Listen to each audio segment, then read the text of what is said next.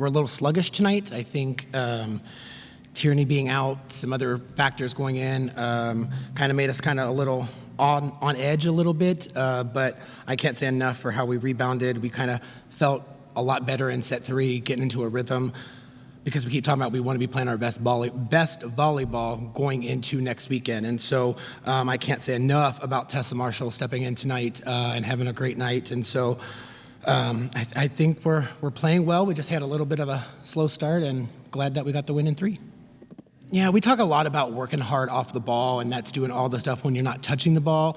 And I just thought we weren't really in tune with all that. We were kind of lazy at times, kind of just going through the motions, and championship teams don't do that. So I thought we kind of gave them a wake-up call in between sets 2 and 3, and I thought they rose to the challenge there. We talked a lot about it being our side of the ball and controlling what we do on our side of the net and making it harder. I thought if we could have been harder to score on, the scores could have been a little bit different, and I think that was the case. I thought we were real easy to score on there for a while, so just kind of get their focus back and talk about what we're playing for. I thought that was not one of our best offenses. You know, I thought Emily was a little bit off tonight. Our hitters were, like I said, kind of sluggish, and so we want to get some rest tonight, get some ice baths, and hopefully be ready to go. But I think the excitement of playing for a three-peat, playing for that, I think some of the emotions come in with that too, and so we're going to refocus tonight and be ready. You know, I was telling my staff that yesterday, like all the COVID and craziness and everything we've dealt with this season, it's so awesome, because technically we would have been doing this last weekend at Arkansas State, and I don't think there's anything better than winning a championship on your home floor. So I think that's really special for our kids.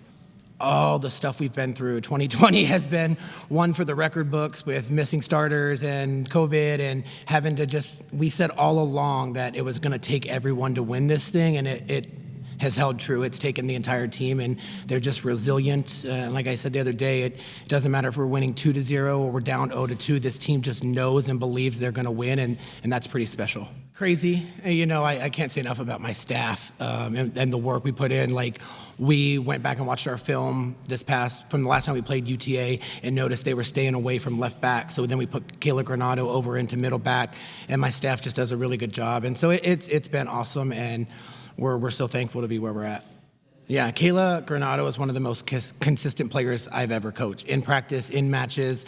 You know, it sometimes, I think, is, I don't want to say bad, but it's just she doesn't always stand out, so sometimes she won't get those awards or get some of those things, but she's always so consistent, and that's something this team needs. She never gets knocked off her rocker. She's always the same kid, and so I think that's really helped the team when it's a consistent person back there in that libero jersey, and so I think she's grown a lot this season. And then Lauren is just Lauren. She's a fun-loving, the kids love her. She'll do some crazy things, but she's a competitor. She's probably the most vocal, her and DeWalt running the show, so she's grown a lot into a leadership role this year, which has been great. You know, that's a good question. I think our bench is really good. I sometimes joke with Jill that she would rather be on the bench than in the match, because she loves leading the cheers. She loves doing all that stuff, and she really keeps them in there. I think Courtney Heiser does a really good job of keeping everyone focused and keeping the bench into the match, and then kind of helping.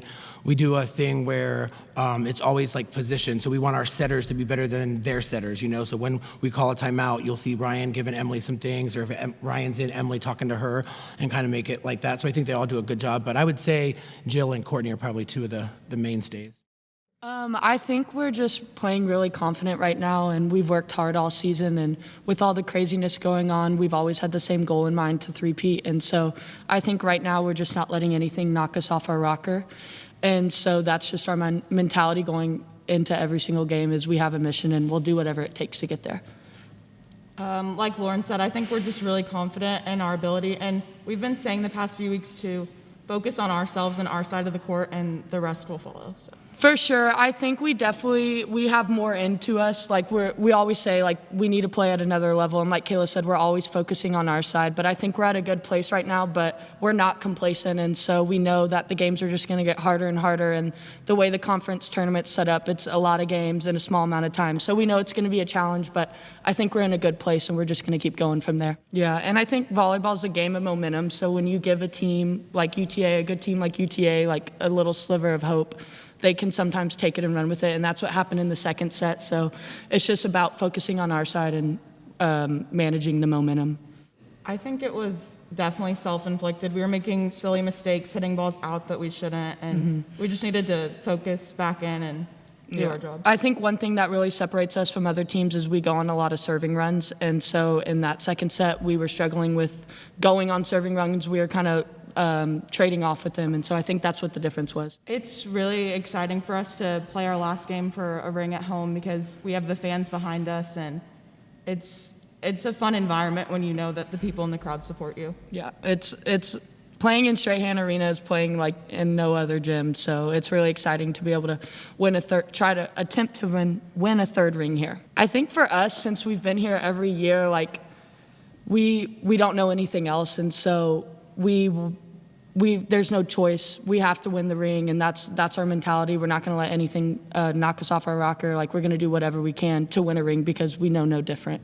I think when we found out like we would be playing 3 games in almost like 24-hour periods, we kind of changed practices a bit and extended like hours strategically, like to simulate how a game would be, and so that we would be ready and wouldn't be tired. Yeah, and I think like it's back on our strength coach. Like, he knew, like he would come in and watch some of our practices, so he would know like whether like how hard to go in the weight room or if we need to take it off. And so like I think our coaches and our strength coaches, they were really aware of like we are doing a lot, but they knew not to push us too much where we were just so exhausted that we couldn't produce in the gym or in the weight room. So. And I don't think he could do any better. I mean, we all love him. We love the coaching staff, and I think he's kept some of the old and brought in a lot of the new ideas and new things. And so I think as a team, we couldn't ask for any better coach.